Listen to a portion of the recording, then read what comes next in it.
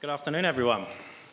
So I think really just to give you a bit of a brief introduction of just what we're going to be covering today. It's kind of an overview of KeepIt, the things we don't necessarily think about from SaaS data protection, and I think just to get things going, I'm going to jump into a bit of an introduction on myself, because I think it's a good way just to set the scene before we get going. So I myself, James Clelland, a solution engineer here at KeepIt. I've been in the industry for around just over 10 years, originally starting working for an MSP, then moved on to work for a reseller, and now I'm here in the vendor space. And I think some of the talks I've been hearing today, I think certainly my time in the MSP space, a lot of this stuff around cybersecurity was so prevalent around them. I spent my time at an MSP in I think it was the mid-2015s is around when I started. So things such as the whole ransomware in the talk that was just covered, that was rife at the time.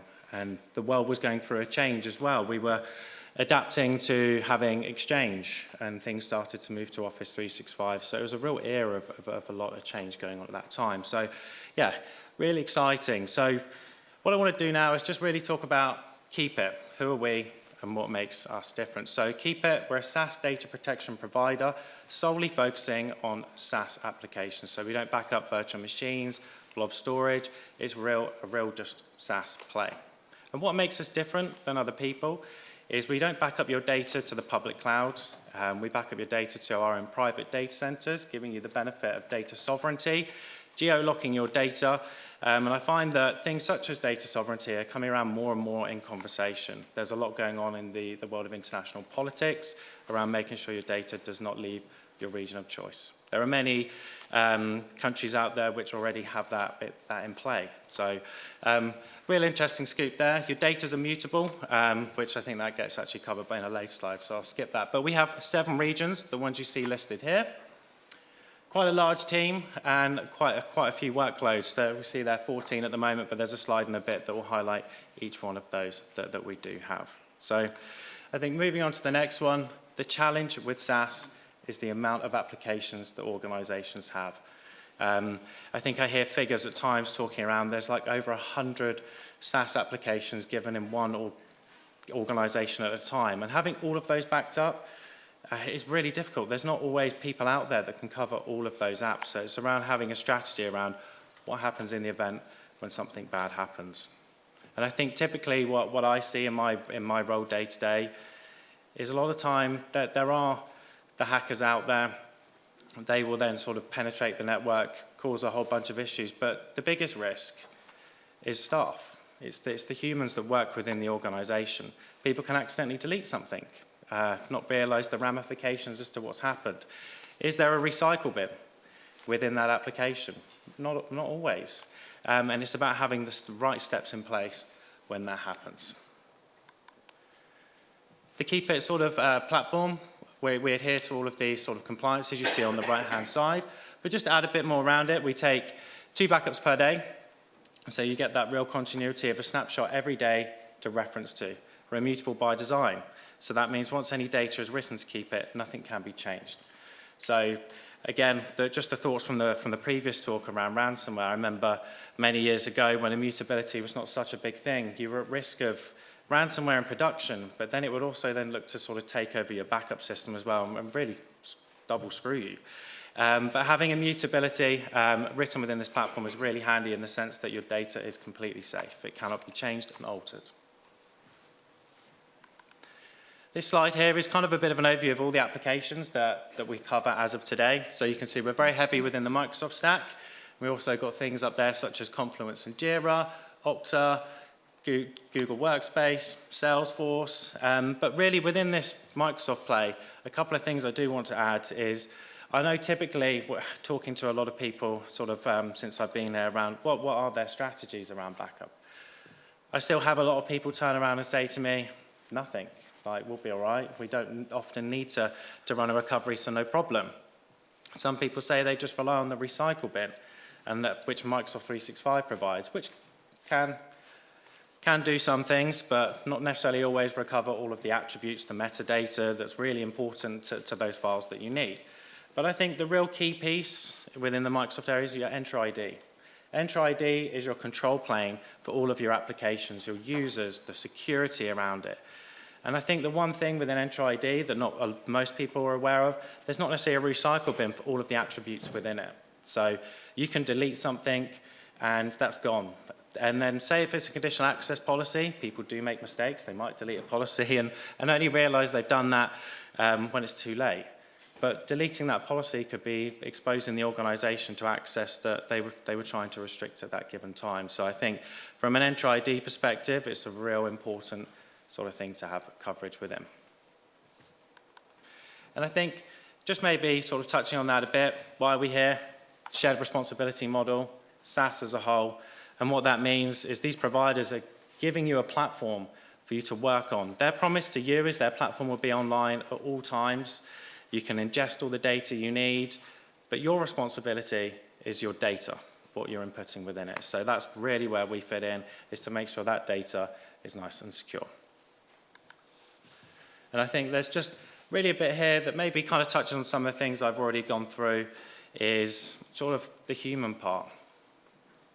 That's the biggest risk, I think, to most organizations, because the things I've seen and experienced is if a breach happens, it can typically be users maybe clicked on an email that they shouldn't have. There was an attachment.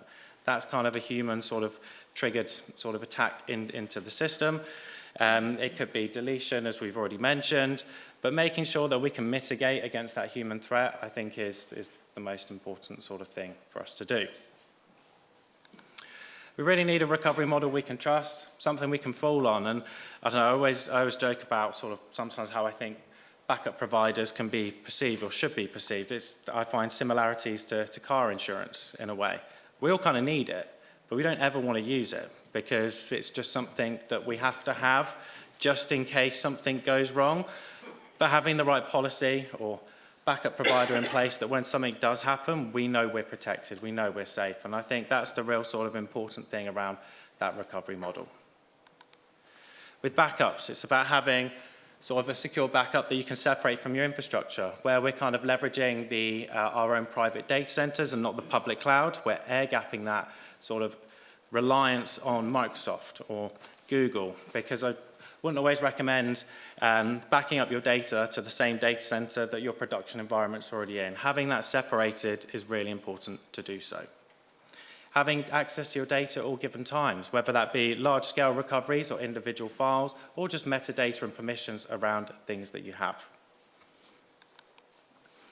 And I think that kind of then falls into the architecture piece as well, just enabling the ability to have point-in-time recovery. We have those snapshots taken every day, 2 per day. Regulatory escalations. The important thing with sort of KeepIt is we're also able to offer unlimited storage and unlimited retention. So you may have cases where you need to reference a user's data from maybe like 10 years ago, pull out all of those emails, share that to a particular body that requires it. We can do that. We can create shareable links of data from a specific time frame. So really useful feature to be able to have, because regulatory compliance is something that's coming out more and more. And I think it's just balancing some of these areas here, balancing risk, cost, and control. And I think from an organization perspective, I think one of the things I was listening to the other day that I think is really important is to understand across an organization what applications have a revenue stream attached to it and the risk around that particular application. If that went down, well, how much revenue is the business losing at that given time? So having a backup in place, if somebody deletes something that then has a knock-on effect, get back up and running. And I think in terms of my thoughts around a lot of this is having hope that you're not going to be attacked is not necessarily a strategy. Having something in place that you can always reference when you need to run a recovery is the most important thing. I've kind of whizzed through this quite quickly, a lot quicker than I'd planned. So I do have a couple of minutes left, and I just wanted to reach out and ask if anybody has any particular questions.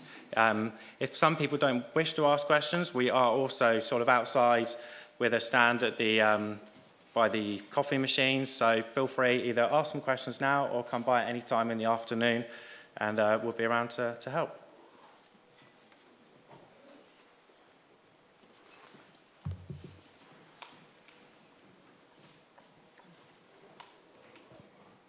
Hi, I was just wondering, you guys at KeepIt, do you use a third-party, a redundancy tool for yourselves, or do you just keep everything in-house?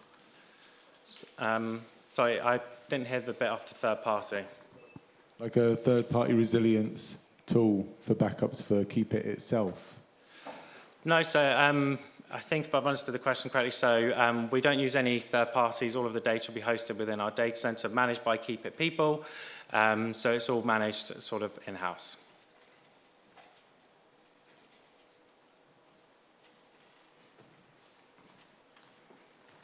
No?